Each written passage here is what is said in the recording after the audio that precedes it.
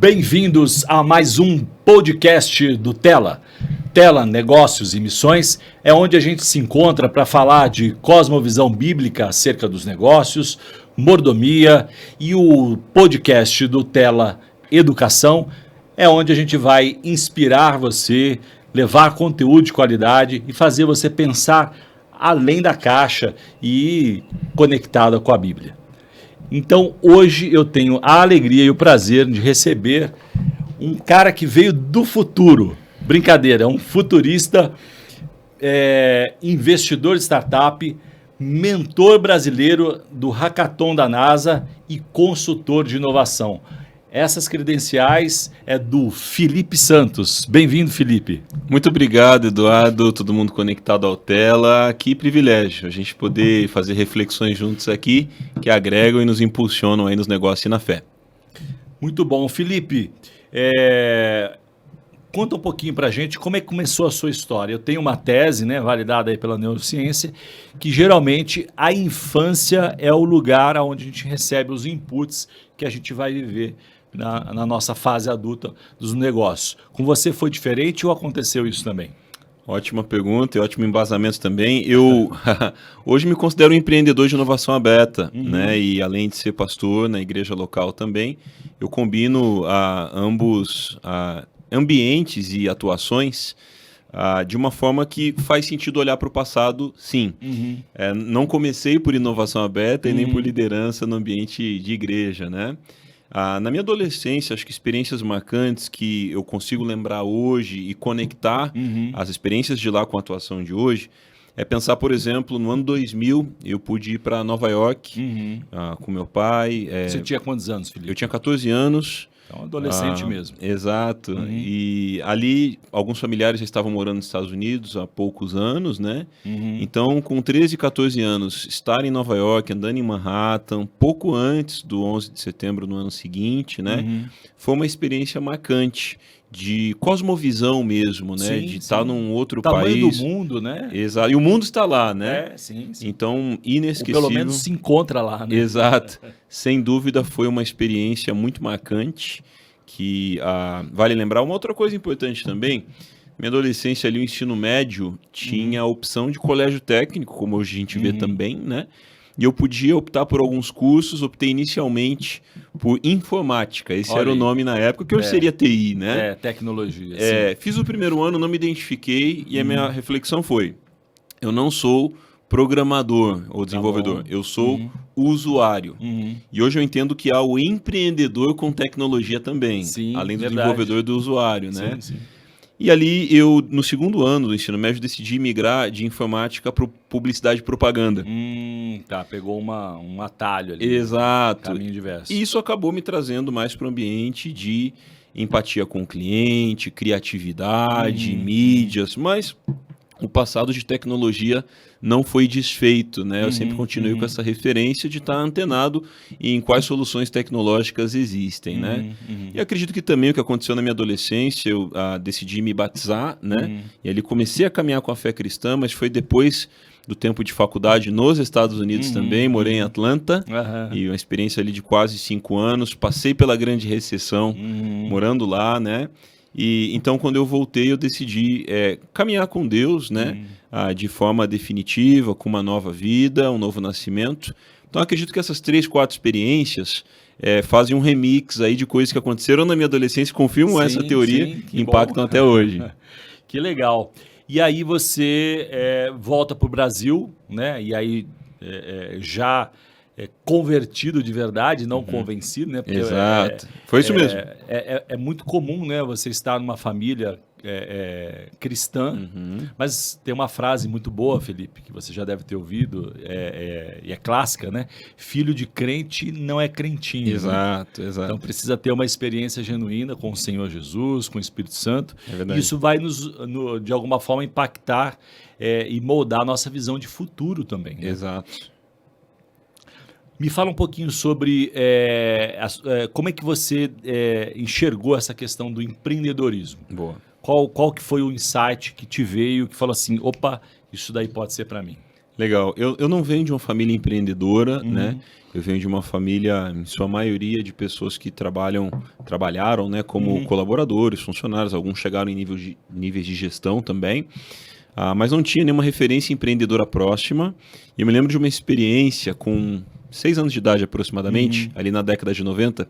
Eu não era muito bom para soltar pipa, mas eu descobri que eu conseguia fazer pipas, né? E eu comecei a vender pipa no bairro. Uau, você criou um negócio. Criei um mini negócio ali e a molecada legal. começou a vir e comprar, né? E na época morávamos eu e minha mãe, começou a gerar ali um tráfego de pessoas desconhecidas batendo no portão e pegando dinheiro, né, no início do plano real ali, né? 6 anos de idade, gente. E ali a gente Talvez um dos os mais novos empreendedores aí Exato. do podcast do Tela. E ali a minha família pediu para que eu parasse por razões óbvias de segurança e tal, muito novo pra gente, né? Mas eu já percebo na minha história esse desejo, né? Na minha vida, eu fui muito marcado por portas fechadas. Poucas pessoas confiando oportunidades na época do estágio, do início da carreira, né? Até que o ambiente no Grupo Abril como trainee foi muito interessante. Entre 20 mil candidatos, eu passei em 11º. Olha aí. Uma pessoa desistiu e aí eu fui chamado. Que eram 10 vagas. Portanto. Eram 10 vagas. E aí depois fui chamado e foi ali totalmente uma expressão de Deus, né? Que eu chegaria até 11º, mas não entre os 10. Uma pessoa optou por uma outra empresa, eu fui chamado. E ali eu tive uma jornada de executivo.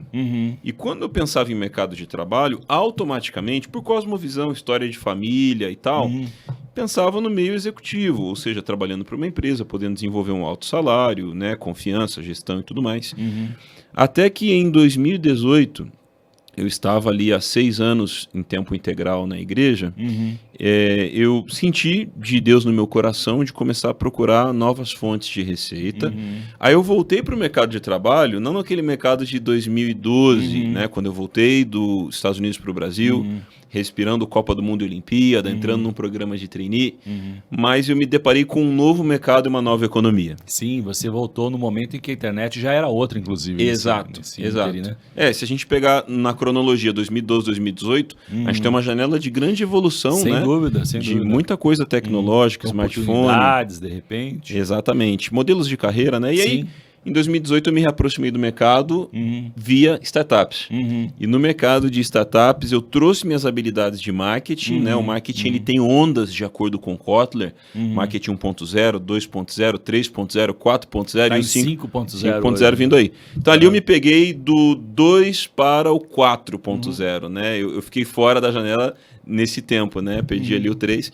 Fui me atualizando, prestando serviços para startups. Então, a minha primeira jornada, Edu, foi como consultor autônomo para startups, para empresas. Só depois, então, eu vim a montar um modelo de negócio, porque a minha teoria, não é uma verdade absoluta, é que empreender é ter um modelo de negócio que trabalha para você. Sim, verdade. Como o Roberto Kiyosaki disse, se você tem uma empresa que você não pode ficar cerca de 30 dias longe dela, você não tem uma empresa, você tem um emprego, né? Eu acredito muito nisso, criar um modelo de negócio que trabalhe sem você, para que você possa sempre estar construindo novos níveis, né? Então, para mim, o empreendedorismo veio dessa forma e continuei pastoreando depois de voltar para o mercado, até porque essa era a intenção, poder dar alívio à igreja. Eu acredito em pastores e ministros remunerados, sem dúvida. Claro. Mas eu entendi... Hoje em dia, cada vez mais, né? Exato. Eu entendi que a minha chamada para uma estação também, isso é algo variável, né? Passageiro. Eu poderia trabalhar, ter uma remuneração e ter tempo de sobra para a igreja. Não um cenário de trabalhar dentro de um cronograma e o tempo de sobra para a igreja. Não. Empreender para ter recursos e tempo para a igreja também. Interessante visão. Graças a Deus, com as possibilidades da nova economia, eu concordo que isso há 30 anos atrás não seria tão acessível. Talvez não seria possível. Esse modelo, como o Tim Ferriss chama, né, de semana de trabalho de 4 horas, né, que não é exatamente algo à risca, né, mas é um conceito. É um conceito para chamar a atenção. É algo que me abençoou muito. A partir disso, pude gerar valor e abençoar também. Você comentou que você não veio de uma família empreendedora, né? E aí, essa questão do executivo, né? Muitas pessoas... Aqui no Tela, a gente tem vários públicos diferentes, naturalmente, mas predominantemente... aquele que está querendo empreender, Sim. né? Está na dúvida, que não sabe se é para ele ou para ela, não sabe nem por onde, qual o caminho, né? Hoje, se eu falar bastante sobre startup, a gente já vai falar sobre um conceito que funciona de startup, mas a gente também tem o empresário já mais maduro, né? Mas para aquele ainda que está na fase 1, vamos chamar assim, você concorda que existe um estigma de que empreender é loucura, que empreender é risco puro? Exato. Você viveu isso? Você concorda comigo? Você viveu isso? A não? minha realidade familiar, de alguma forma, tinha um receio com empreender, né? Poxa, não tem estabilidade, não tem garantia no fim do mês, como muitas famílias também Sim. assim se é uma depararam. frase comum, né? Que se Comum, ouve, né? Quando Talvez se fala, quem está eu assistindo quero ouvindo se empreender. identifique.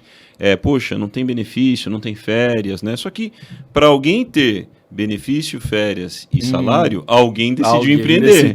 Ninguém boa. conta essa parte, né? Sem dúvida. Então, para mim, foi uma transição, uma quebra de paradigma, de reencontrar referenciais, construir essa transição. E eu vejo que no Brasil, por exemplo, tem muita gente com empreendedorismo de sobrevivência. Uma pessoa que vende bala no sinal, alguma coisa do tipo. É um empreendedorismo de sobrevivência, né? Existe o empreendedorismo de quem é iniciante. Uma pessoa que, de repente, está se formando, tem ali um momento propício para isso, ainda mora na casa dos pais, algo que torne isso mais fácil. Sim. E tem também quem está empreendendo em transição. Uma pessoa que saiu de um emprego, tem ali, de repente, uma rescisão ainda, teve, de repente, uma demissão voluntária, né, um plano de demissão voluntária, ou um recurso de aposentadoria. Essa pessoa, ela tem uma outra curva. Então, aqui eu estou desenhando, Edu, jornadas de empreendedorismo diferentes. Sim, verdade. Que é tudo empreendedorismo, mas implica questões específicas de urgência, de vencer os boletos mensais e do impacto disso. Eu acredito que o cenário do empreendedorismo precisa de uma mescla desse público.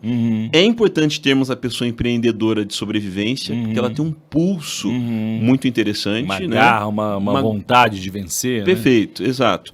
Você tem a pessoa do empreendedorismo que está saindo da universidade, essa oportunidade. Até é interessante pensar que, estatisticamente, no Brasil, quem sai da universidade raramente empreende. O caminho é estágio, concurso, carteira assinada. A gente foi muito moldado nesse sistema expositivista, né? E linha de produção, né? Exato. Revolução industrial. Revolução industrial, eu ia dizer isso. Ainda no mindset de uma revolução industrial. Exato. Só que o mundo mudou. O mundo mudou. E quando você olha, por exemplo, para Israel, você tem uma estatística de que o exército é obrigatório para homens e mulheres e o índice de startup per capita é o maior do mundo. Então, e se a gente invertesse esse gráfico no Brasil? É porque hoje as pessoas que se envolvem com empreendedorismo digital, emergente ou de startups é a minoria dos egressos de faculdade. Certo. E se houvesse um estímulo para a gente reverter isso?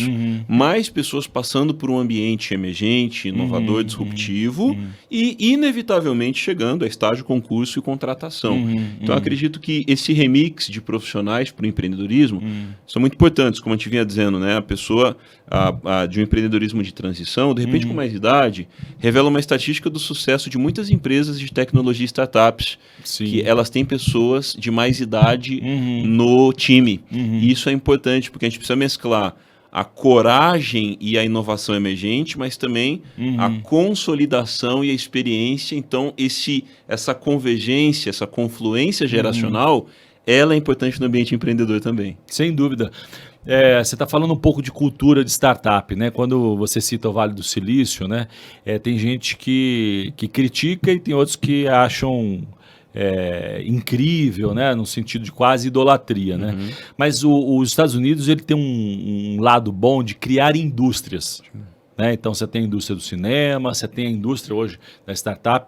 E eu acho que um ponto conecta ao que você falou é entender que nós precisamos criar uma indústria para inverter essa coisa que você falou, né? E ganhar massa, ganhar mercado, desenvolver mercado, porque senão vira nicho mesmo, né? Exato. Mas acho que a gente está num momento bem oportuno a despeito dessa layoffs, né? Dessa mudança, dessa retração de capital, de risco.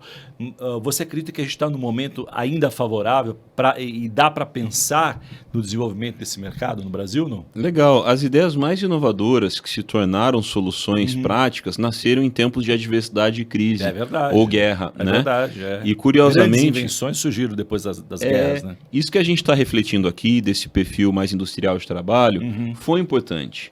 A boa notícia econômica em grandes regiões metropolitanas era 5.000 contratados em tal empresa, Verdade. 1.000 posições de trabalho, posições temporárias na indústria ou na construção civil. Disso se fez a economia e a movimentação de pessoas. Quem sabe alguém que está nos assistindo hoje, ouvindo, mora numa cidade porque pai e mãe foram contratados num contexto de empresa e indústria ali. Foi uma oportunidade que movimentou pessoas e famílias, né? Só que hoje a gente está numa revolução do trabalho que não é mais de peso industrial, mas sim digital, com trabalho remoto, economia criativa, soluções à distância, né? E isso, muitas coisas que não são materiais e físicas também. E isso nos coloca numa outra realidade de estudo, carreira, preparo. Um exemplo. Os Estados Unidos tinham a lógica do STEM Jobs, né? Science, Technology, Engineering, Mathematics. Então, eles investiram de forma muito pesada em ciência, matemática, tecnologia e engenharia para poder gerar novos empregos, para a era que vimos. Agora, para o futuro, é interessante ver que já estão mudando essa sigla para STEAM, a letra A entrando, Adicionou. que é de arts, né? Ou seja, Olha que interessante. além das exatas, hoje a gente vai precisar cada vez mais de um olhar criativo para gerar diferenciação, na questão comportamental, na questão de geração de conteúdo, né? Então, hoje, a gente precisa construir habilidades para o que está vindo e não para o mundo que já passou. E há um desafio, uma crítica sobre o modelo educacional majoritário que basicamente se constata em instituições educacionais do século retrasado ou passado com professores do século passado e alunos e desafios desse século. Então, em muitos modelos você tem um guarda-chuva, às vezes de 3 séculos. Modelos de 1900 para trás, professores de 1900 para frente e alunos de 2000 para frente. Que loucura então, como isso, você, esse caldeirão, né? Não é como você concilia 3 séculos. Então, até mesmo o modelo educacional de uma pessoa fala e as outras ouvem, que é a aprendizagem passiva, ela tem retenção média, de acordo com William Glasser, de 10% a 45%. Quando a gente fala da aprendizagem ativa, a gente tem aí de 50% a 90% de retenção depois de 2 semanas. Então, hoje, a educação ainda tem uma base viciada em títulos, temas, matérias e profissões e no jeito de se ensinar também muito voltado à educação passiva. Um exemplo para quem está acompanhando a gente. Normalmente na escola, a gente via mais matérias que a gente ia mal. E a gente via menos matérias que a gente ia bem. Você recebia alta do que você era bom e você tinha recuperação, reforço, exame, DP daquilo que não foi bem. Isso cria uma cultura de pontos fracos. Consequentemente, vamos escolher menos médicos, psicólogos, professores, engenheiros, empreendedores, líderes de gestão pública, né? Isso está mudando. É óbvio que a educação ela tem uma proteção estrutural pública, governamental, não se mexe na educação conforme cada organização quer, né? Tem uma regulamentação para isso. Por isso a educação livre explodiu tanto, com os infoprodutos, com as escolas online, né? Ainda mais porque... Está mais próximo da realidade ali, não tem aquele arco da validação da academia. Exato, é verdade. Uma vez eu estava ajudando a compor uma pós-graduação de inovação e empreendedorismo e eles exigiram livros com peso acadêmico. O que é isso, peso acadêmico? Livros reconhecidos pela academia e que são acolhidos para essa finalidade. Eita, mas isso leva tempo. Exato. Eu falei, ou a gente fala de inovação, ou a gente usa livros de contrassenso aí, peso acadêmico. E aí, então, a gente percebe que a gente tem uma grande oportunidade hoje de viver numa sociedade que não é uma corrida até o diploma, mas é uma corrida a partir do diploma. Antes se corria para se formar e se complementava com atualizações. Hoje, o nível de informação e educação pós-diploma é maior do que nunca antes, porque as coisas mudam muito rápido. Né? A velocidade de mudança é inédita. Então, por isso, a gente vai lidar, sim, com um novo modelo, um novo tipo de educação conectado aos negócios também. O que você está falando conecta uma coisa que a gente fala sempre aqui no Tela, né? Que empreender é um ato de fé, né? Então, quando você pensa em empreender, óbvio que você tem que abrir mão de garantias ou de certos... não garantias, mas um ambiente mais controlado, né? Mas o ponto talvez nunca antes, né, Felipe? Você que estuda bastante futuro, mas para entender o futuro também tem que olhar um pouco do passado, né? Tem que entender de história, de como que a sociedade se formou e avançou na linha do tempo.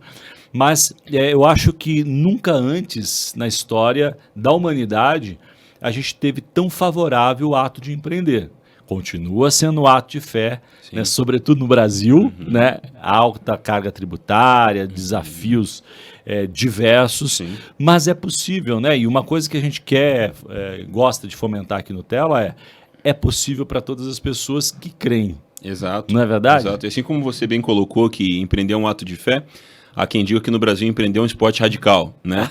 Eu nunca tinha ouvido essa, não. E é interessante que a era que a gente está vivendo, os exemplos, referências, arquétipos ficam mais próximos. Sim. O Guilherme Benchimol, fundador da XP Investimentos, conta como foi difícil para eles pela ausência de referências e pessoas até próximas, mentores. Mercado, indústria mesmo. Exato. Né? Quantas corretoras surgiram depois da XP? Por quê?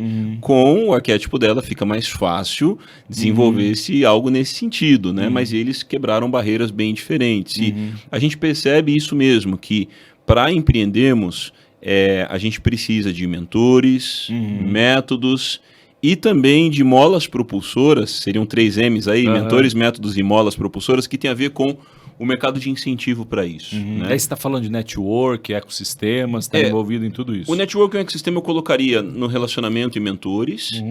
As metodologias, a gente tem conteúdo em abundância, mas a curadoria não tem abundância. Então, por exemplo, você consegue encontrar muita coisa boa no YouTube, mas muita coisa ruim também. Sim. Como que você vai garantir que você está investindo seu tempo em coisa boa? Verdade. Curadoria. É a curadoria que traz abundância para o conteúdo que é vasto, né? E na mola propulsora, eu costumo colocar a questão do mercado de recursos e fomento para isso, né? Então, hoje, infelizmente ainda, a América Latina como um todo, tem um orçamento muito baixo para o fomento para novos empreendedores, né? Dinheiro, como eles chamam de fundo perdido, né? Que não é perdido, porque você está gerando ali um impulso de novos empreendedores. Sim. Então, hoje a realidade as pessoas às vezes não são simpáticas ao empreendedorismo porque elas estão pensando em retornos rápidos. Sim. Mas e se houver um subsídio que você consegue sustentar a pessoa por um tempo, né? Uma bolsa auxílio, ampla para que a gente consiga reverter isso também. Então, eu já vi muitos casos, provavelmente quem está assistindo, Edu também, alguém que estava começando um novo negócio, mas surgiu uma proposta de emprego e pela urgência a pessoa cedeu e arquivou aquilo de novo. É muito comum, infelizmente é muito comum isso. Exato, né? Exato. Então, esse fomento ele vem de pessoas que têm uma cabeça de legado, né? Com as fundações, com os fundos de investimentos, com os programas de aceleração.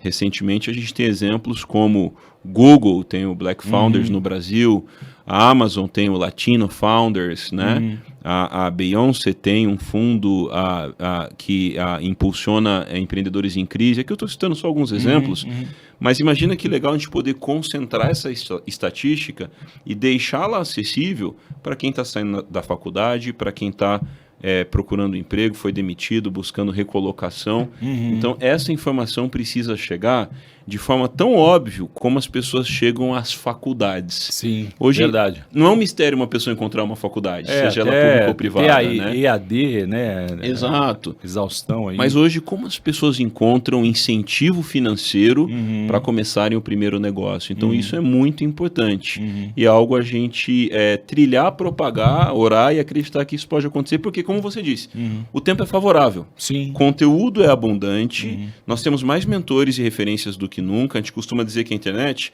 ela gera convergência dos gênios.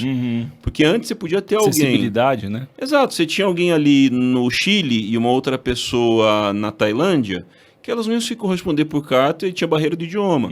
Hoje, com a internet, fóruns, grupos, mentorias, está mais fácil a gente convergir mentes no mundo, né? Isso também é abundante para o empreendedorismo. Tem uma coisa que você fala que é bem legal, né? Nesse ponto aí do olhar, né? As oportunidades. Mas aqui para o brasileiro médio, né? Que foi talvez modelado a ter passar com 7, 6,5 ali no colégio, e se ele fosse um pouco mais inteligente, ele faria um concurso público. Sim. Senão ele ia trabalhar na padaria ou em outro emprego. Mas você tem uma coisa que você fala que é bem legal, né? A importância da competência, mas sem perder o favor de Deus. Porque também tem uma outra questão, que é o misticismo que Deus vai me ajudar no mundo dos negócios. Né?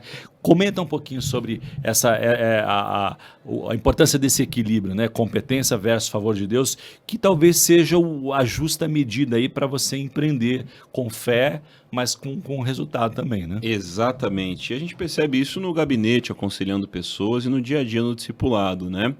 É legal que você tem essa dupla possibilidade. Né? Essa possibilidade, essa vivência ajudam, porque é mais comum você encontrar alguém que não investiu na sua própria carreira nos últimos anos, mas está cheio de fé. E portas se abrem.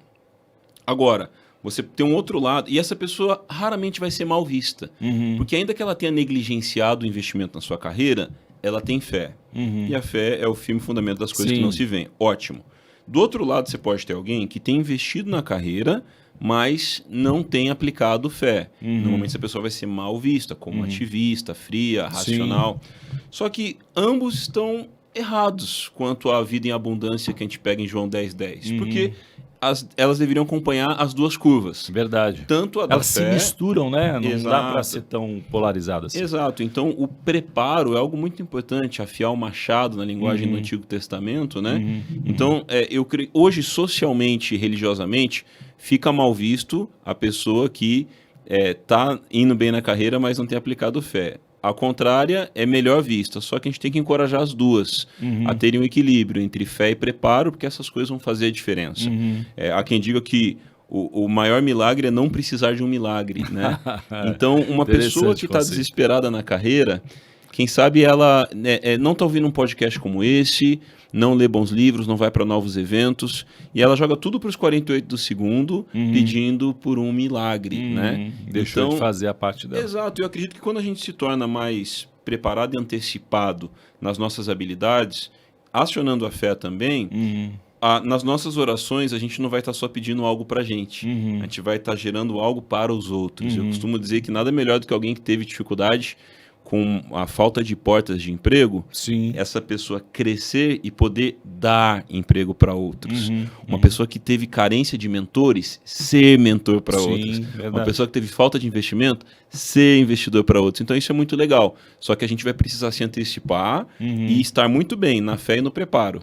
Para que o milagre não seja só para a gente, mas através de nós para outros também. Então acho que esse é uma evolução boa de teologia do trabalho. É verdade. Para a gente poder atuar. Bem interessante mesmo. Exato. Quando você fala dessa forma, né, pode parecer que você está falando só ao novo empreendedor, mas você fala também sobre reinvenção, né? Eu acho que isso cabe muito bem também, ou sobretudo, para o empresário que já está estabelecido. Eu vou fazer uma parte aqui e te dar um depoimento de que uma vez, depois de uma palestra, né, e veio um empresário, palestra para empresários, veio um empresário e me procurou e disse que queria tomar um café fora dali, etc e tal. E ele falou assim, cara, o meu negócio evaporou e eu não sei como, e entrei no ciclo de empréstimo bancário, agiota, e ele falou assim, cara, eu olho para trás, há 10 anos eu tinha muito dinheiro, o negócio era muito rentável, eu não sei onde eu me perdi, né? E o ponto talvez é esse, né? Ele não se reinventou, né? Exato. Ele foi para uma zona de conforto. Então o empresário que está estabelecido, ele precisa também juntar a fé e rever os conceitos, né? Isso é tão importante que você trouxe, e eu colocaria em 2 temas: cultura de resultado e cultura de aprendizado. A a cultura de resultado é muito aplaudida. Sim. Porque tem a ver com o resultado financeiro, isso paga as contas, os impostos. Se auto-justifica. Se auto-justifica dentro do capitalismo natural. Mas a cultura de aprendizado, ela antigamente era opcional. Ela tem se tornado uma antessala à cultura de resultado. O que eu quero dizer com isso? Blockbuster, Kodak, empresas que pararam no tempo e sofreram com isso, elas tinham bons resultados no passado. Sim. BlackBerry e assim por diante. Mas foi a ilusão somente da cultura do resultado que gerou essa armadilha. Então, hoje, quando o empreendedor está pensando, uma empresa está cogitando algo, considera-se quanto isso vai trazer em quanto tempo. Só que nem todo objetivo de inovação ele é de cultura de resultado. Muitos serão de cultura de aprendizado. Então, ao fazermos essa ação, o que aprendemos sobre o comportamento do nosso cliente, colaborador, mercado, novos mercados, novas tecnologias, com esse aprendizado, nós vamos chegar num resultado inédito e exponencial. Então, por exemplo, no mecanismo de pesquisa na internet, o Yahoo era pioneiro, mas o Google tornou-se o líder depois, sendo o 13º a ter sido criado.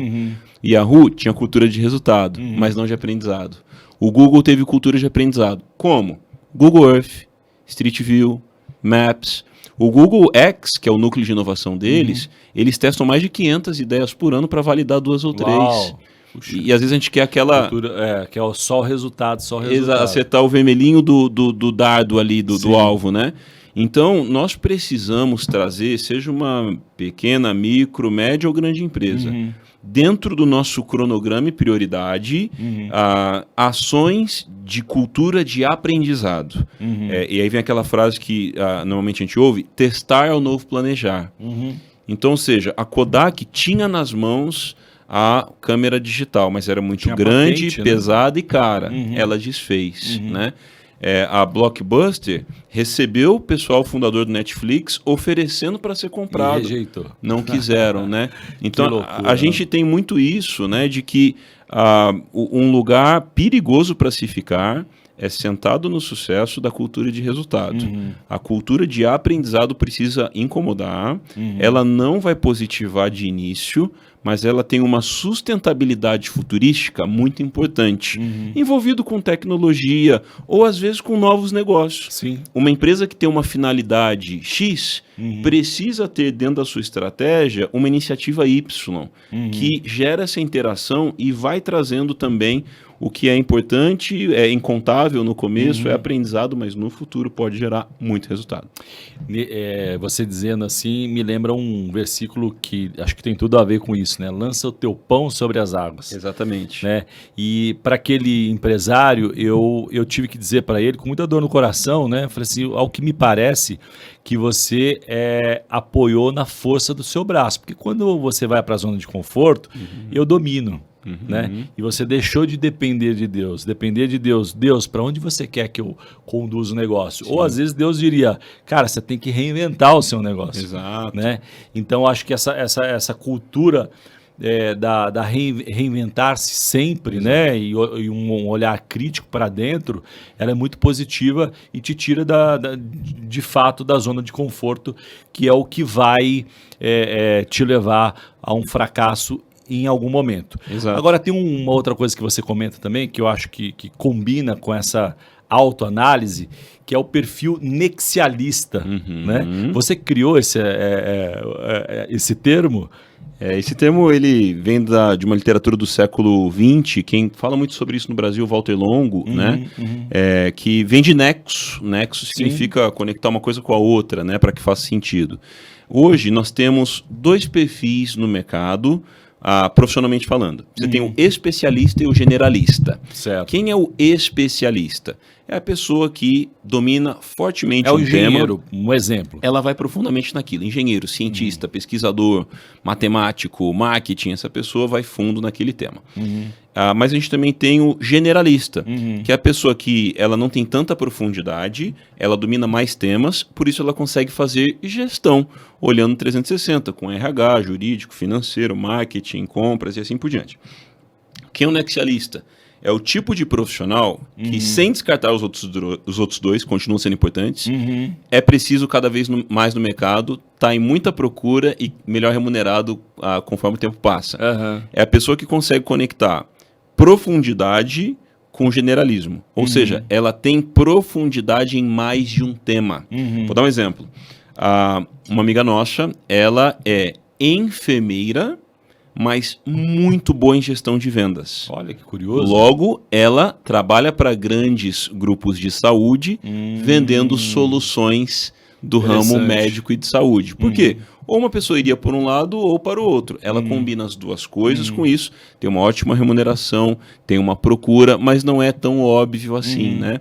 Ou, como por exemplo, o que o Hermes Pardini fez, conectando realidade virtual com vacinas, criar uma solução para crianças olharem o óculos de realidade virtual enquanto são vacinadas. Uau, e ali isso diminuía o trauma e a dor. Que legal. Então você também está juntando dois temas que podiam andar separados. Então o nexialismo é conectar não só duas habilidades. A gente não está falando aqui de contabilidade e RH, não é só isso. É a gente de repente conectar uma profissão tradicional com um tema emergente, sendo uma tecnologia ou uma tendência. Certo. Então o que acontece quando uma pessoa de contabilidade começa a utilizar comunidades e plataformas online? O que acontece quando um advogado começa a utilizar inteligência artificial e blockchain? Então, essa conexão gera um nexialista inovador. Uma pessoa que não se manteve apenas contente com o que ela já dominava e já fazia. Ela percebeu temas emergentes, plugou aquilo e traz novidade para o seu ramo e com a sua atuação. Isso pode ser encontrado pesquisando em português ou em inglês, independente da sua área de atuação. Você vai encontrando o que há de inovação para o seu ramo e você pode ser uma das primeiras pessoas que inova trazendo isso. Hoje você vê com certeza, por exemplo, médicos não tem normalmente carteira registrada. Tem ali toda uma realidade PJ, não recebem com tanta velocidade. E a gente vai percebendo médicos se posicionando como investidores em projetos de inovação, com recursos que têm, seu patrimônio, né, seu equity, empreendendo. A gente vê o Doutor Consulta, esses consultórios que parecem coworkings, que médicos são os donos, né? Verdade. Então o médico que estava ali no consultório, na cirurgia e no plantão, percebe que além desses três, pode se tornar um influencer, como o Dr. Paulo Musi, por exemplo. Então, você tem vários exemplos que na economia criativa, no digital, na geração de conteúdo, nas startups, um médico pode atuar levando seu know-how, de repente sem abandonar essa rotina, mas fazendo uma transição. Até está surgindo agora, a gente vê soluções como uma fintech, um banco digital para médicos, para ajudar na antecipação de recebíveis daquilo que levaria mais tempo. Então, eles recebem através daquele banco e o banco recebe depois do hospital, da organização de alguma forma. Então, aqui é só alguns exemplos sobre profissões tradicionais que, temperadas com inovação de tendências e tecnologia, podem gerar novas carreiras que serão um alívio na jornada, na significância de entrega de valor, na relevância e até mesmo na remuneração. Sem dúvida. Você está falando de tendência, né? Acho que um grande desafio, eu estou reproduzindo aqui o que eu já ouvi, até mesmo nos encontros do Tela, né? Como filtrar aquilo que é tendência, que muitas vezes já ouvi a expressão distração, como transformar, você está provocando aqui esse pensamento nexialista também, né? Podemos chamar assim, mas a pergunta é como fazer essa curadoria ou esse filtro daquilo que é uma tendência ou uma mega tendência, né? Que está talvez distante e ter um olhar um pouco mais preciso, dizer assim, opa, isso daqui pode convergir com o meu negócio, deixa eu experimentar. Esse é um desafio de verdade, né? Com certeza, e uma oportunidade de nova habilidade, pensando uma vez que nossa capacidade de previsibilidade ficou muito ruim pós-pandemia, né? Um evento inesperado. A gente tem também os desafios aí das guerras recentes, as dívidas públicas dos países, a questão aí de a governança socioambiental, né? Então, tudo isso nos coloca num mundo urgente, tenso, rápido, e essa capacidade de desenhar cenários futuros e aprender a discernir e interpretar as mudanças, a gente chama isso de futurismo, né? Normalmente a gente ancora isso em 3 lentes. modismo, tendência e megatendência. Tá. O que é modismo? Algo que vem e vai, rápido e passageiro, de pouca sazonalidade. Você poderia dar um exemplo? Como a própria Black Friday. Black Friday Tá não é uma bom. estratégia para o ano, é Tá. um feriado, né? Uhum. Ou, por exemplo, uma tendência que está acontecendo na Copa do Mundo. Alguém no varejo pode ali pensar no seu marketing, decoração, uniforme, produtos, mas a Copa do Mundo vai passar, o Brasil pode ser Sazonal. desclassificado, Aham. e isso muda o mercado. Se o Brasil vai até a final, Sim. a sazonalidade da Copa é uma. Se ele sai precocemente, como tem acontecido na maioria das vezes, não é nada legal. Então, o modismo, ele tem a ver com dias, meses, no máximo semanas, né? Já a tendência, ela é um pouco mais fundamentada e nos mostra o médio prazo. Tendência é um modismo que sobreviveu, né? Ou seja, passou pelo teste do tempo. Exatamente. E tem adesão, é acessível, tem mão de obra para isso e tem procura, acima de tudo. Então, tem gente que pensa que tendência é algo que está por vir.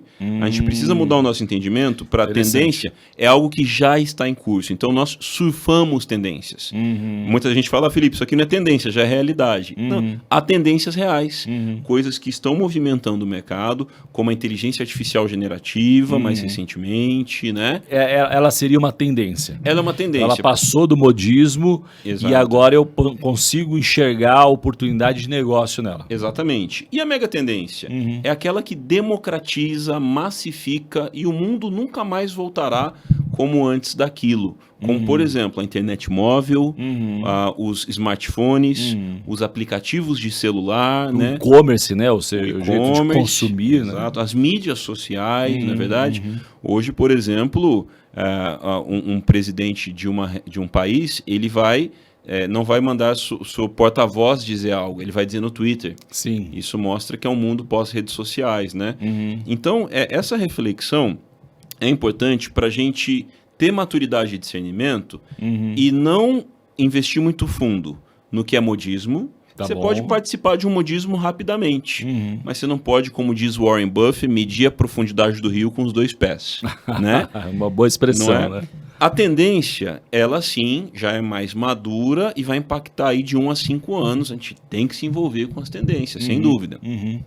E as megatendências, quem vai colher das megatendências? Quem investiu na tendência. Exatamente. Interessante. Quem não se precipitou com o modismo, investiu na tendência e construiu um futuro. Então, por exemplo, o iFood nunca seria a startup poderosa que é sem o 3G e o 4G. Sem dúvida. Mas eles nasceram antes do 3G e do 4G. Ou seja, o modelo, o desenho que eles fizeram não era para o hoje, era para o futuro disruptivo da internet que aumentaria de capacidade, não é mesmo? O próprio Google tem como propósito organizar a informação do mundo.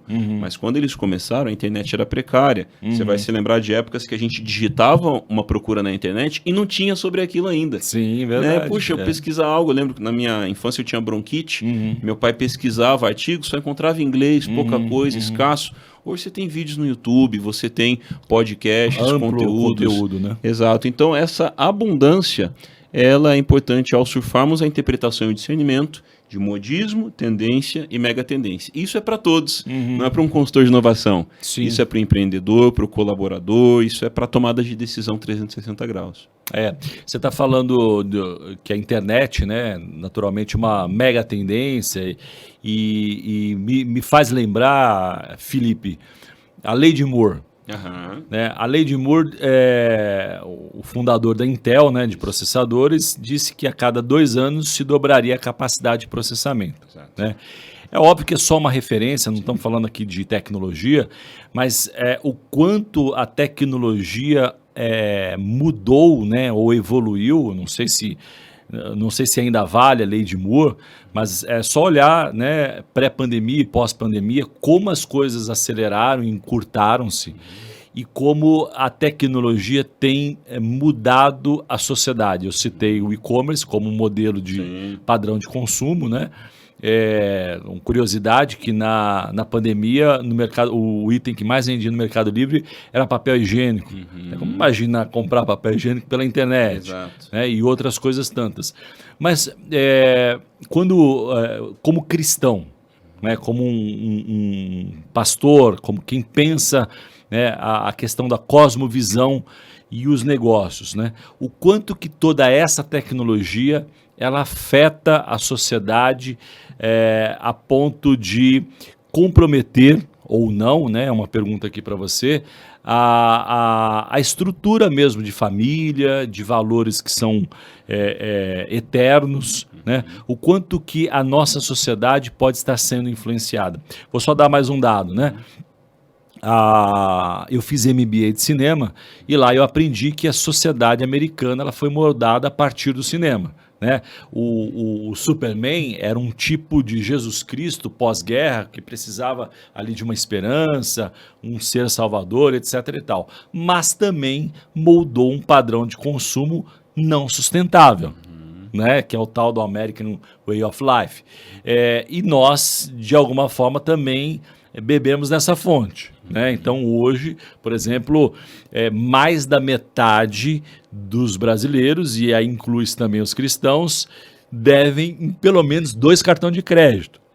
Né? Ou seja, o quanto esse modelo de consumo afetou aquilo que ninguém devais nada, né? Domínio próprio, você ter para poder abençoar o próximo, né? E não ter esse comprometimento da mordomia, né? Então, os valores do mundo afetando os valores cristãos. Como é que você vê isso hoje? Porque a tecnologia ela é quase que onipresente, né? Sim, isso é muito importante. Eu acho que a gente tem uma questão de cosmovisão, desejo, consumo, isso afeta comportamento. Eu não fui apocalíptico, não, né? Não, é interessante porque a gente precisa saber discernir e ponderar isso. A gente não pode ser reducionista com coisa que é alarmante, a gente não pode ser alarmista com coisa que não é o fim do mundo.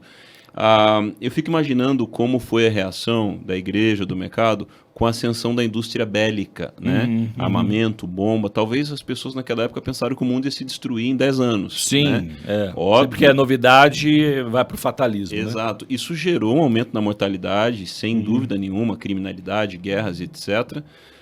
Mas hoje a gente tem o advento da internet, hiperconectada, a questão de dados, as mídias sociais, e uma das principais coisas que já está afetando o ser humano, e essa é uma preocupação da igreja também, é a questão emocional e mental, né? Então, as doenças ocupacionais, como ansiedade, depressão, mais recentemente reconhecido pela OMS, o burnout, em janeiro de 2021, são crescentes por conta desse mundo hiperconectado, essa avalanche de informação, demanda e pressão que a gente tem, né? O Brasil, inclusive, tem um troféu péssimo, que é o país mais ansioso, né? Que tem mais do mundo, exatamente. Então a gente está no enquadramento de ansiedade triplo, né? A era mais ansiosa, o país mais ansioso e a geração mais ansiosa, né?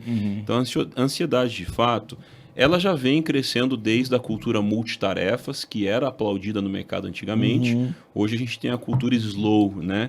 De se fazer as coisas de forma mais dedicada e assim por diante, porque saúde mental é um dos para-choques da humanidade quando a gente tem toda essa aceleração. Sim, verdade. Que gerou muita coisa boa, informação, solução, atendimento, mas o ser humano em meio a essa velocidade não aguenta.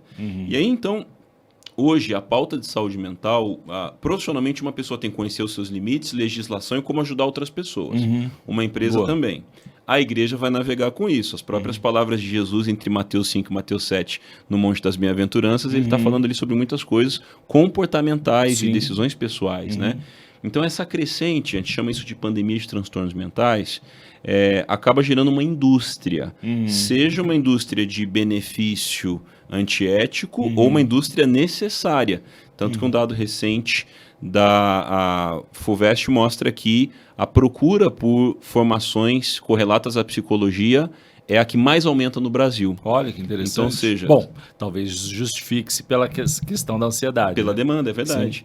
Então, óbvio, isso também traz uma indústria de medicamentos, isso traz tentativas de solução, não à toa a procura por coaching, entre outras soluções, aumentou em meio a isso, né? E o modo da nossa publicidade de hoje, eu, egresso de publicidade, vejo muito isso. Antigamente tínhamos uma publicidade artística. que ganhava o prêmio em Cannes, Sim, a sim, publicidade ela tinha um tom As de grandes arte. agências e tal. Exato, né? Eu gravava na minha infância comercial de propaganda, Sim. né, na fita cassete. Hoje, a gente tem uma publicidade algorítmica. Ela não é necessariamente para marcar uma época, ela é para pegar a palavra-chave e saturar até que a pessoa tome uma decisão de compra ou de churn, né, de sair dali. Então, isso também pesa o emocional humano. Para isso, a gente vai precisar de ética, cuidado, em alguns sentidos de regulação. A União Europeia já simpatizou muitas vezes com ações restritivas a anúncios na internet, a esses impactos. A própria Lei Geral de Proteção de Dados brasileira se inspira na lei de lá, né? Então, tudo isso é muito delicado. O cenário de fim dos tempos, a gente sabe que ele é inevitável. Ao contrário, precisamos do fim dos tempos e do avanço dado, né? Grande mandamento e grande comissão, a igreja crescer em sua atuação, mas o amor de muitos se esfriará. Em meio a isso, a gente precisa se cuidar dos que estão ao nosso redor, mas avançar na nossa missão. Sim. Então, eu percebo isso quanto ao futurismo que você mencionou no início. Há pessoas que têm medo do futuro, outras simplesmente esperam o futuro passivamente. Só que é importante a gente entender, ainda mais na cosmovisão cristã, parte do futuro pode ser personalizada e alterada. Então, sem dúvida. tem coisa inevitável do futuro, mas tem coisa que a gente vai decidir, certo? Na expansão de escola, educação, saúde, oportunidades, negócios, bons valores na sociedade, tudo isso alguém escolherá no futuro. Então, nós precisamos assumir os lugares de quem desenha o amanhã para a sociedade. Porque hoje alguém está fazendo isso, pensando em políticas públicas, pautas ideológicas político-partidárias. Então, nós precisamos ser mais participantes do futuro. E isso tem a ver, obviamente, com a missão profética da igreja, do cristão, do Espírito Santo nas nossas vidas. E a gente não pode ser tão passivo a isso. Porque, se pensarmos, muitos viveram defendendo seu cargo, sua remuneração e sua estabilidade. Isso é muito pouco para o que Deus nos plantou aqui. Verdade. Nós precisamos moldar a sociedade para melhor. Precisamos ser influenciadores, não influenciados. E essa avalanche, né, de dominação, né, ou de manipulação, ela é invisível, né? E a sociedade vai ficando refém e o cristão vai diluindo os valores. Agora, eu vou te fazer uma provocação aqui, né? Você acha que não deveria ser discutido isso nas igrejas? Com certeza. E a segunda pergunta dentro desse ponto é: será que os pastores estão preparados para conduzirem estas discussões sem ir para o fatalismo ou sem tentar arrematar com um versículo que às vezes é fora de contexto? Porque às vezes acontece isso, né? Aconselhar um empresário e ele não tem aquela habilidade, o tato de entender, ou empatia, e muitas vezes ele condena com um versículo ali de peso, né? Eu aprendi, né, num curso da Escola de Profetas da Bethel Church, é muito legal que a profecia ela serve para abençoar, nunca para condenar. Exato. Né? Mas, voltando aqui à pergunta dupla que eu fiz para você, você não acha que a igreja deveria ser um palco, um ambiente para essas discussões? Porque ela se furtou muitas vezes de várias discussões e perdeu o time. E a segunda, de novo, se os pastores estão preparados para isso. Boa. Na linha do que você falou da lei de Moore, hoje a gente tem uma lei da inteligência artificial. A capacidade dela dobra a cada 3,8 meses. Uau! Então ela já substituiu a lei de Moore. Porque não é material, né? Sim, é verdade. Ela é desmaterializada. Então, dentro dos alertas, queria contribuir com isso também. A igreja deveria se envolver mais na estrutura empreendedora de transformação da sociedade? Ela já se envolveu mais. Quando Lucas escreve Atos, ele cita a profissão de Priscila e Áquila, Simão, Lídia e assim por diante. Então, a igreja primitiva, em seu modelo apostólico real, ela não desassociava a profissão das pessoas e a maioria eram empreendedores. Sim, né? Verdade. E pela circunstância e tudo mais. Então, eu acredito que a nossa profissão também é uma revelação da nossa missão na Terra. Sim. Isso é muito importante, não é só na esfera ministerial. E quando a gente pensa na igreja interagir com isso, eu, além de dar consultoria para empresas, também acabo falando no ambiente de igrejas sobre empreendedorismo cristão, né? E muitos ministérios estão tendo dificuldade ainda, isso vai ser passageiro, na aceitação desses temas. Porque tem gente, talvez, que, blindado por religiosidade, vai falar, Sim. mas a igreja tem que ficar falando de empreendedorismo, a igreja tem que ficar falando de negócios, De tecnologia. e, na verdade, a igreja precisa ser um fórum para tudo, para que a gente seja relevante na sociedade com a mensagem do evangelho. E, por exemplo, no Brasil, quem concentra o assunto empreendedorismo? O Sebrae. E ainda bem que existe o Sebrae para poder ser uma agência disso. Só que você concorda que a igreja chega em mais lugares do que o Sebrae chega? Sim, verdade. Sem dúvida nenhuma. Sem dúvida. Então, se a igreja... nós já entendemos alguns movimentos. A igreja não pauta só espiritualidade. Ela também fala de casamento, fala da vida emocional, fala da criação de filhos, fala de saúde mental. Se a gente trouxer também para a pauta da igreja, negócios e empreendedorismo... Olha que interessante. Aí a gente vai ver que a gente não prepara só o cristão para ser bom funcionário. Isso já aconteceu muito. Nós precisamos preparar o cristão para ser bom empreendedor. E influenciar as pessoas. Exatamente. Né? Construir negócios que sejam que impactem a sociedade com a cosmovisão bíblica. Exato. Certa, né? E a gente já tem visto isso. Antigamente o pessoal batia cartão na empresa, chegava na igreja cerca de 7 da noite. Hoje nós temos pessoas vindo para a igreja no horário comercial porque elas trabalham remotamente, sejam para uma empresa ou com a sua própria empresa. Fala, olha, eu posso, a gente brinca, a gente chama de church office, né? O pessoal vem para a igreja, a gente faz como um coworking. A igreja virou um coworking. Exato, e ali a gente está trabalhando junto, a gente pode parar para almoçar, fazer uma reunião ministerial num espaço que talvez eu teria livre. Eu venço o trânsito, porque já chego mais cedo na igreja, antes do horário da noite ou da chuva de algumas cidades. Então, eu acho que não somente a igreja pode e deveria, como ela, no início em Atos, já fazia, e para o fim dos tempos isso é fundamental. Mas você acha que hoje ela está fazendo isso ou ela está perdendo talvez essa oportunidade? Eu acho que assim como a igreja deixou de pautar grupos em casas, como a Bíblia diz em Atos que se reuniam de casa em casa, Sim, a Bíblia deixou grupos familiares. A igreja deixou de pautar isso em muitos países por muitos anos, séculos ou milênios. Dons do Espírito, mesma coisa, isso ficou silenciado por muito tempo, na verdade. Protagonismo feminino na igreja, isso ficou diminuído em muitos lugares por muito tempo. O empreendedorismo também está em Atos e também precisa ser trazido. Na metade, talvez por conta do Império Romano, da igreja institucional, da Idade Média e de alguns devaneios aí, a igreja perdeu muito da sua essência apostólica. Poder espiritual, de casa em casa, com todo o crente e também com os negócios. Então, eu acredito, ainda mais a fundo, que isso que a gente está pautando é um elemento de avivamento para os últimos dias. Olha que interessante. Então, o mercado de trabalho pode ser um elemento de avivamento. Exato, porque você tem uma atualização 360 da sua membresia dos seus profissionais, dos vocacionados, você tem mais recursos sendo trazidos, a gente sabe que o avivamento dos últimos dias vai necessitar de recursos, sem dúvida nenhuma, envio missionário, plantação de igreja. E uma coisa importante pensando na questão das 7 esferas ou dos 7 montes, né?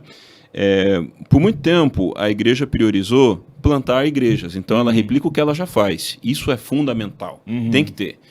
Mas isso também ficou de fora por alguns anos, como a gente veio lembrando de algumas coisas. Sem dúvida. Só que eu acredito que o plano de redenção completo e de avivamento dos últimos tempos, aliás, esse é um alvo de vida para mim, é a igreja, além de gerar plantações de igrejas, gerar universidades, hospitais, galerias de arte, teatros. Resgatar, né? Exato. Isso é redenção, né? Exato. Significa o conceito ampliado de redenção. Exato. Vamos pensar, por exemplo, o SESC, uma instituição secular que pauta ali arte, gastronomia e educação.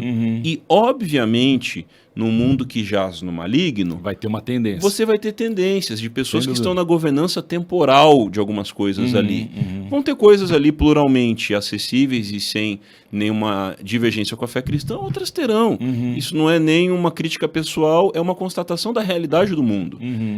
E às vezes eu me pergunto, e se o SESC, ao ter criado sua proposta, tivesse encontrado a igreja já fazendo isso na sociedade? Olha que interessante. Será que ele teria existido? Né? Verdade. Então, eu ao invés de entrar em rota de conflito com o que o SESC faz e talvez eu não concorde, eu prefiro celebrar o que eles fazem, que eu concordo, e pensar, por que a igreja não se antecipou a algumas coisas desse tipo? Sim, verdade. E ainda temos essa oportunidade em muitas cidades do Brasil e do mundo.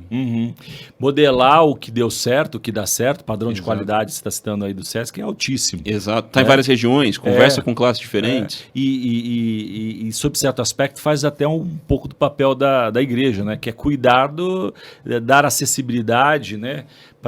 aquele mais necessitado. Eu vou insistir no ponto se os pastores estão preparados, porque você, além de homem de negócios, é também pastor. Sim. Né? Porque, eventualmente, aqui, né, então a gente tem esse mindset sempre provocar, no bom sentido, porque ou você é um empresário e pastor, né, e precisa incorporar isso, porque quando eu me converti, Felipe, tinha o tal do dualismo, vida secular, né, e vida cristã.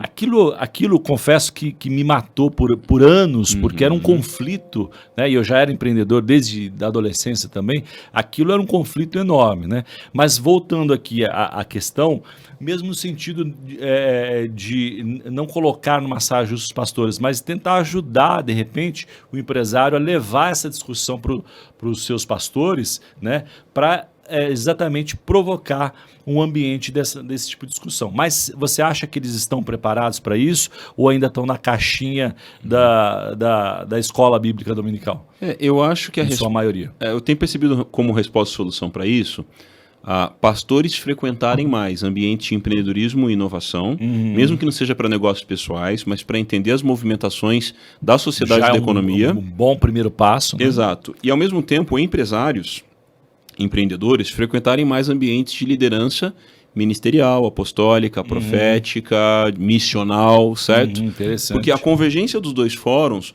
vão sensibilizar líderes eclesiásticos para as movimentações da economia e da sociedade. Sim. E isso é muito importante para o papel da igreja. Verdade. E também quem está gerando riqueza ter sensibilidade e proximidade ao ambiente da igreja. Para não apenas ser um voluntário ou aquele estigma antigo de o empresário ele não vai, mas ele envia dinheiro. Só que na nova economia nós temos empresários que querem cursar teologia, querem ser pastores voluntariamente e querem ir para o campo também. Então, essa era uma às vezes faz da própria empresa um campo missionário. Exato. Essa era uma declaração da era industrial, em que não se tinha tempo. A pessoa servia com o que sobrava para a igreja e o reino. Terrível isso. Hoje você tem algo muito mais interativo, mesclado, dinâmico, né? E, ao mesmo tempo, eu recebo muitas perguntas de pastores em dúvida, né, sobre como eles poderiam empreender sem deixar de pastorear. Alguns têm dificuldade no orçamento salarial do que uma igreja pode oferecer. E eles têm dentro deles habilidades que poderiam gerar uma rentabilidade que daria leveza para a igreja e traria uma realidade melhor para si e para a sua família. Bênção pura, né? Exato. Nenhum pastor tem que ser traumatizado com uma realidade salarial limitante, enquanto outros talvez estejam numa realidade salarial disparada também. Então é preciso ter um equilíbrio aí dentro. Ao mesmo tempo, você tem empreendedores com dúvida, que de repente no passado ouviram esse senso taxativo de que você vai para os negócios, então você não vai ser pastor, né? Ou você não vai ser missionário, não vai ser líder. Misturam. E eu acho que a gente precisa equilibrar os dois lados. Sim. Pastores, muitos me perguntam também sobre realidade de investimentos. E, infelizmente, de repente, se a gente tem pastores nos assistindo, isso também é notícia. Muitos pastores se envolveram com esquemas de pirâmides. Porque isso veio por meio da confiança no ambiente evangélico. É verdade. E eles ali pegaram suas poucas economias, às vezes, e direcionaram para um fundo que no início estava dando certo, mas depois desapareceu tudo, né? Então, acho que essa educação empreendedora e educação investidora é vital para um pastor ser relevante no século XXI. O pastor T.D. Jakes lançou um livro recentemente chamado Disruptive Thinking, no Brasil deve sair como Pensamento Disruptivo, e ele falou que para a jornada dele, seria impossível ele atingir o auge pastoral sem a jornada empreendedora. E ele tem feito um estrago no inferno gigante. Exato. Né? E ele falou que não é por questão financeira, não, mas pelo lapidar na jornada. E é verdade. Porque Paulo fazia tenda com Priscila e Áquila? Será que era só pelo dinheiro? Ou para andar perto da sociedade, perceber as nuances e ser relevante com o evangelho?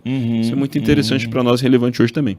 Muito bom, muito boa. A gente acabou se enveredando por essa questão aí, mas acho que, de alguma forma, se a nossa vida está na mão do Espírito Santo, possivelmente alguém precisava ouvir isso. E você, né, que está nos assistindo, empresário, que não é pastor, de repente usa esse material aqui para começar uma discussão, né? E sim, a igreja ela precisa ser um polo de transformação, não só ali do bairro, né? Aquela questão eu preciso evangelizar o bairro. Geográfica, né? Geográfica, perfeito, obrigado. Mas de transformação mesmo da comunidade. Camadas da sociedade, né? Isso é tão importante. Muito importante, né? E isso é urgente, né? Uhum. Essa discussão ela precisa estar lá dentro da igreja, Exato. porque fora pode ter um viés, né? Uma questão ideológica que pode machucar, né? E pode criar aí aquilo que a gente não deseja, né? Uma coisa que eu tenho ouvido, bem curtinho. Um amigo me disse recentemente, Felipe, nossa igreja tem vários ministérios indo bem.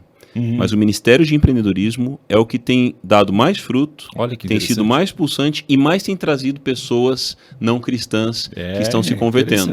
Não é normal ouvir isso. A gente ouvia isso através do Ministério de Música, na década de 90, ação social, apoio a dependentes químicos ou de álcool, né?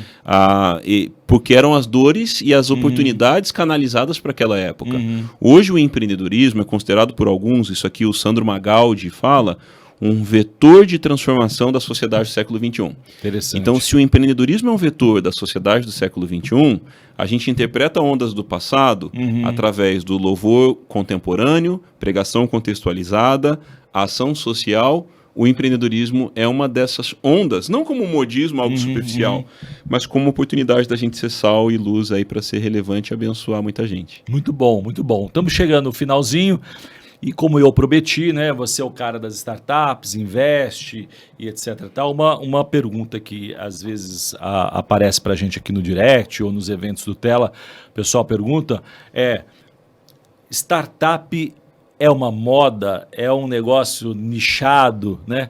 Ou como tirar, né? Porque o conceito de startup é tirar uma ideia da cabeça e transformá-la em negócio. De forma bastante simplista, né? Até usando aí uma expressão de uma aceleradora de um irmão nosso, que é o Paulo Maitá, que esteve aqui conosco também. Legal, grande Paulo. Um abraço. Você tem a oportunidade de assistir também depois o podcast dele, super inspirador, que ele diz o seguinte, entre ideia e sai negócio, né? Mas existem dois públicos, de novo, né? Aquele que tem uma ideia e não sabe como transformar em negócio, e aquele empresário que fala assim, cara, esse negócio de startup é coisa de jovem ou de capital de risco, e deixa passar uma oportunidade, como você comentou mais lá atrás, né? De criar uma reinvenção do negócio. Como tirar, então, a pergunta é como tirar uma ideia e transformá-la eventualmente no negócio, quer seja negócio partindo do zero ou já um negócio estabelecido. Boa. A definição de startup, de acordo com Eric Rice, autor do livro Startup Enxuta, é uma organização humana que resolve problemas reais num cenário de incertezas amparado em tecnologia. Então não é uma empresa tecnológica. Uma empresa tecnológica pode não ser uma startup. Sim, verdade. Não é uma empresa pequena pode não ser uma startup. Uma startup tem muito a ver com a metodologia, a filosofia de tirar uma ideia do papel com empatia e experimentação, também com agilidade e gestão enxuta, de forma que se possa crescer exponencialmente. Então, ou seja, criar uma cultura. Exato. A cultura startup é um tema, inclusive o nome de um livro que eu estou escrevendo, que traz elementos e a gente começa a pensar. É o nome do livro? Exatamente. Então, você lança quando? 2024. Então tá bom, então você já está convidado aí a adquirir e aprender um pouco mais sobre isso. Boa. Então o que acontece? Dubai está investindo em startups. Israel sempre esteve envolvido com startups. Sim. China também. A Cruz Vermelha tira lições de startups. Olha que interessante. O Vaticano teve consultoria com economia exponencial. Então, o assunto startup não é só para startupeiros, não é um tema de nicho. Uma ideia não vale nada, mas se ela for testada e reavaliada, ela pode valer muito. Então, a ideia no papel não vale nada, a metodologia de startup ajuda a tirar a ideia do papel e transformar num negócio emergente no cenário de incerteza com tecnologia. E a realidade de startup também tem a ver com as maiores soluções do mundo hoje. A gente se transporta com startup, conversa por startup, não mais por SMS, a gente assiste conteúdo. Então, todas as soluções hoje, praticamente, que a gente está envolvido tem a ver com startups. Talvez você está ouvindo esse conteúdo por meio de algo de uma startup, né? E hoje, as grandes empresas também estão comprando e vendendo participações em startups. Elas continuam fazendo seu negócio, que a gente chama de motor 1, e o motor 2 é investir em outras coisas mais diversificadas. Inclusive, comprar e vender participação em startups, estimulando o empreendedorismo, mas também atuando estrategicamente, muitas vezes, em sinergia. Então, a cultura startup, ela está presente até para quem não é startup. Ela pode ser lição para uma escola, uma universidade. A igreja pode aprender coisas de uma cultura startup, né? Isso não é dúvida. Eu estive lá na Elevation Church do pastor Stephen Furtick, em Charlotte. É uma referência, né? Exato. E visitando o escritório ministerial, parece um hub, um coworking de startups. E a forma deles atuarem, né, se organizarem, todos os seus métodos e painéis, parece muito com isso. Com certeza foi aprendizado daí. Então, eles são pluralmente universais. E um sonho que eu tenho é de ver as igrejas trazendo objetivos de startups todo ano também. Então, uma igreja tem como objetivo frequentadores, decisões por Jesus, salvação, batismo, casamentos, curas, as métricas comuns. E se a igreja também tiver métricas de novas startups que surgem entre a sua membresia? Olha que interessante. Porque antigamente a boa notícia é, indústria contrata 1.000, 2.000, 5.000. Verdade. Essas notícias estão cada vez mais raras. Imagina os nossos empreendedores, cada um contratando 20, 50, 100. O coletivo disso, de igreja brasileira, igreja no mundo, vai guiar o futuro da economia, dos novos empregos e das soluções para o mundo. Quantos hoje estão tendo seus conteúdos barrados numa rede social XYZ? Porque a curadoria de quem está por trás daquilo tem um viés ideológico. O próprio ChatGPT tem um viés, não há dúvida. Isso é humano. E a gente precisa estar colocando pessoas não para dominar e fazer com que o mundo pense como a gente, mas para fazermos diferente, fazermos de uma forma que serve, não que impõe ou que destrói. Essa é uma grande oportunidade, uma métrica que eu tenho pensado que pode ser um objetivo muito nobre. Muito legal. Você tem um testemunho, né, se eu posso dizer assim, bem interessante, que eu acho que vale citar, que tangibiliza, né, como tira a ideia da cabeça.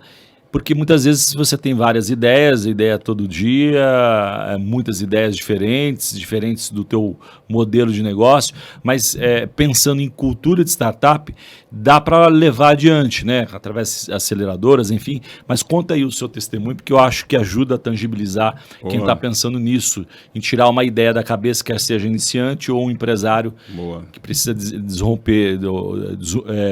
trazer disrupção para o seu negócio. Eu tenho uma empresa de consultoria chamada Potência Consultoria Treinamento de Serviços. Dela derivou a Potência School. Peguei todos os conteúdos que eu treinei mais de 20 mil pessoas em multinacionais, levei como cursos livres para o ambiente da internet.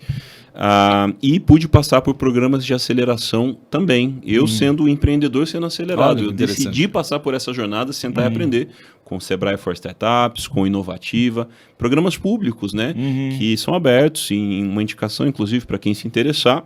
E no programa de aceleração você não tem recurso investido, mas você tem mentorias, acompanhamento e no final visibilidade para apresentar. Smart Money. Exatamente, para você fazer ali o seu pitch, uma apresentação persuasiva de vendas para buscar investimento, né? Então o que acontece? O modelo de startup pode nascer de um programa de aceleração, de uma incubadora, ou um evento que foi feito lá em Denver, no Colorado, chamado Startup Weekend, até hoje acontece.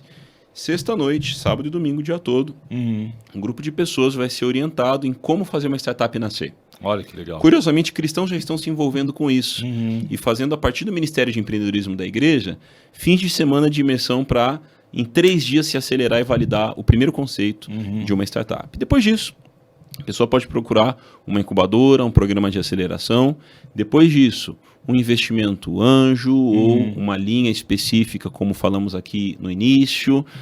E, obviamente, ela vai ter que fazer aquilo gerar negócios. Então, ela vai gerar caixa e vai ter um suplemento de investimento para conseguir chegar mais longe e mais rápido, né? E, interessante, talvez alguém já tenha ouvido, que as startups têm índice de mortalidade de mais de 80%. Sim. E isso não é uma má notícia. Porque uma startup ela é feita ou para avançar ou para desmanchar. Tudo menos avançar com o que não deveria ser feito. Como Peter Drucker fala, nada pior do que fazer com eficácia algo que não deveria ser feito. Né? Então, a cultura startup, ela é, sem dúvida, uma das respostas para o nível de desemprego no Brasil e em outros países, para o subemprego, para a insatisfação de pessoas, que é uma estatística também. Sim. Falta de satisfação no trabalho, né? E com esse modelo a gente pode redirecionar pessoas que vão ou começar a ter sua receita, ou gerar empregos, ou conectar propósito e profissão. Talvez alguém na profissão hoje não se sente pleno no propósito, mas conectando isso com uma realidade de startup, que não precisa ser definitiva, pode ser por um tempo da sua jornada. Um ciclo, né? Isso pode aumentar também satisfação e é um ecossistema extremamente animador, criativo, interativo. Costumo dizer que o ambiente de startup é o negócio como estilo de vida também, como propósito. Sim, então, interessante. há pessoas que não acreditam em Deus, mas que estão vivendo sua realidade de startup com uma dedicação missional. Nós que acreditamos em Jesus, precisamos ter senso de missão, a gente também precisa interagir com essas possibilidades, ser sal e luz aí. Muito legal. E tem muitas startups que são de impacto social. Sim.